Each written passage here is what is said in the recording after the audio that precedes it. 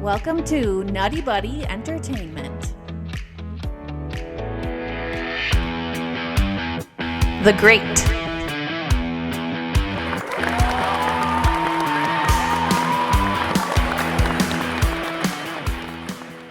Okay, Brian, tell me, what is one of your greats? One of my greats is I thought that both of the villains in this, Belinsky and Ross were very good. I think both characters were great, kind of like counterpoints to either Bruce Banner and then also the Hulk. Um, I'm glad that we still got William Hurt as Thunderbolt. What is his name? Ross? Yeah, Thunderbolt Ross. Yeah. So I'm glad we still have him. They didn't recast him because he does a great Thunderbolt. Yeah. Did he pass away recently? I was looking him up. Did he? I think he did. He passed away. Yeah, pretty recently. Oh yeah, man. he did, because in the last one of the movies, he was like a hologram, right? And they remade that, didn't they? Am I crazy in saying that? Oh wow, that's kind of well. I don't know. He passed away March 13th of 2022. Yeah, this year. Okay. Never mind. But you are prostate cancer. Part of the reason why is he wasn't doing well. I think he had a stroke somewhere in there too as well. I don't if I remember right. But yeah, no, just 100% agree with you, Brian, on the villains. You got. I'm gonna say this again. Love villains. I love villains, and I love Blonsky as a villain. I love Abomination. I know there was a very early trope for MCU movies where the hero and the villain have the same powers, and you kind of Iron Man and Captain America and Ant-Man. You always Black Panther. The origin story always involves the villain with the same powers. But to me, if you're gonna tell a Hulk story, that's the best villain you could do, is another Hulk, because of who the Hulk is. And sort of that's one of my greats. I just want to piggyback is the yin and yang, I guess, to the Hulk and Abomination, or Blonsky and Banner, how they both perceive the power that they were given. One wanting more of it, one wanting to embrace the power, the other one understanding that there needed to be a healthy fear of the power that he had.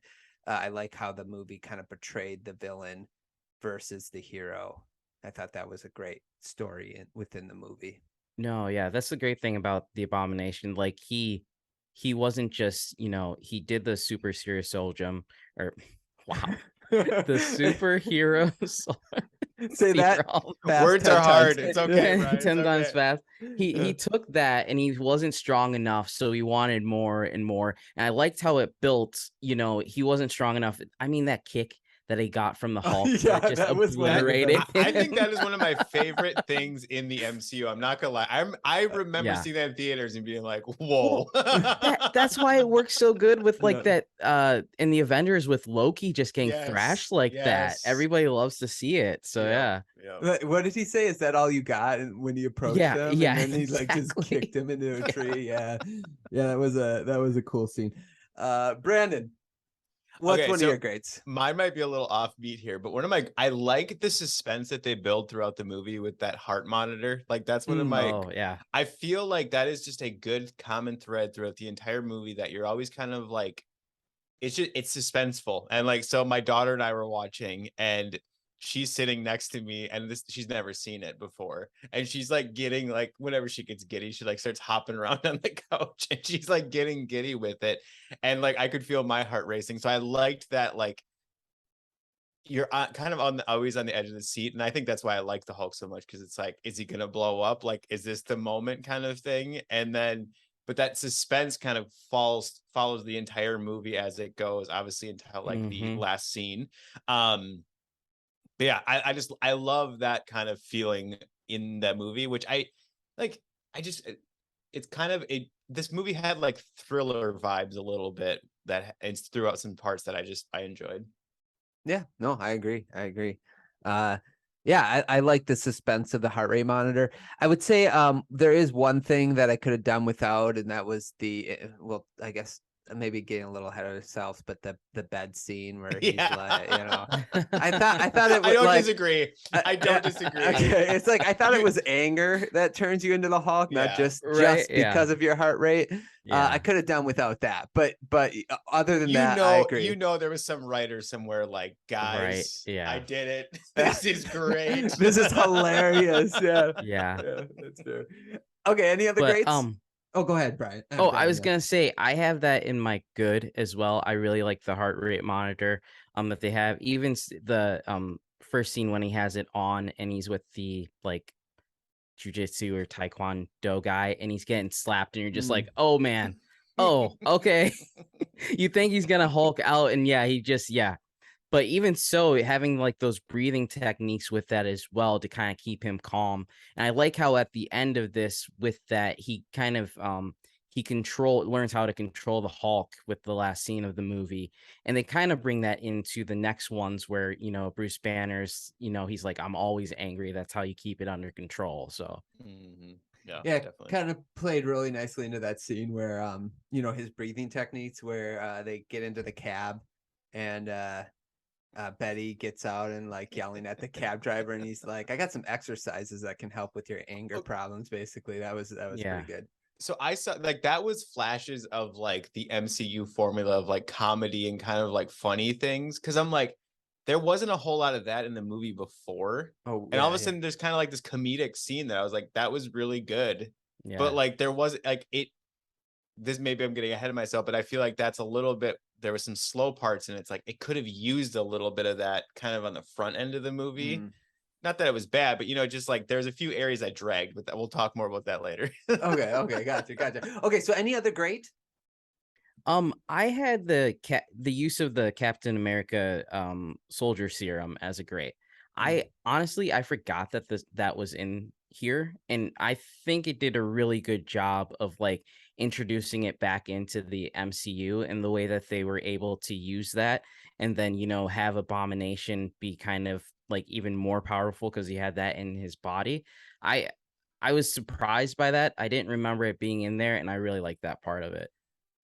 Yeah, and it ties in nicely with Falcon and the Winter Soldier, the TV series, about how the serum changes people differently, like how it changed Blonsky differently than Cap. Like Blonsky wanted more and more of it, where Cap just didn't because of the person, like it, and the same with US Agent. So it kind of like tied that all in together real nicely. I have Lou Ferrigno. Yes. Okay. Just that's a great. Just paying homage or respect to the original Hulk, and then the purple pants. Come on, I mean that where he showed it, and then he did. Yeah, come on, he didn't wear them, so it was fine. But I thought that was kind of neat. That was kind of great. Just again, paying some respect to the comics and to what came before it. So I don't mind Lou Ferrigno being in there. And like the purple pants is fine, but it seemed like there was a lot of like TV Hulk references. Like he was flipping through like the TV and like it was on like a channel or something like that. I feel like in one of the scenes. But then also, did you notice like a lot of the cars in this movie they look like they were from like the TV series like era? Like there were some like mid 2000 like let's say like a Prius like rolling around, but then there was like a 70s cars as well, like these old boat cars as well, like in the movies, like rolling around too. It was I don't know, I kept catching my eye whenever anyone was driving around. So nobody else noticed that? I didn't notice that, but they did drive that really old truck too. Yeah. But no, okay, so Lou Ferrigno is great, but I will say this is my favorite. And I had this like as I had this before I watched the movie again as one of my like favorite things. My favorite Stan Lee cameo. It not only does it have Milwaukee, okay, he's from Milwaukee drinking that, but this is one of my favorites. I don't know why, but it's just so kind of funny and just very subtle. And maybe it's because it was like one of the first few, right? Like you didn't really know what we were about to see, and you didn't expect it either per se. Like 5 or 6 movies in, you're like, okay, where's Stan Lee gonna show up in this? That's fair. Yeah.